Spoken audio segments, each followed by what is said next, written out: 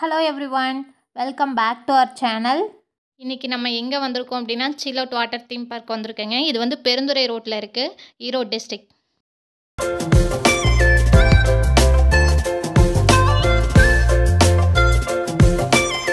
Entry ticket பார்த்தீங்கன்னா ஒரு ஆளுக்கு 600 சார்ஜ் பண்ணுறாங்க.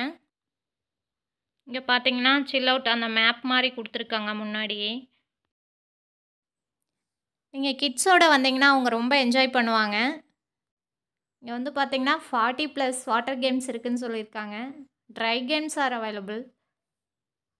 இது வந்து சீசன் டைம் மட்டும் இல்லைங்க, எல்லா நாளுமே அவைலபிளாக இருக்கும். நீங்கள் எப்போ வேணாலும் வரலாம்.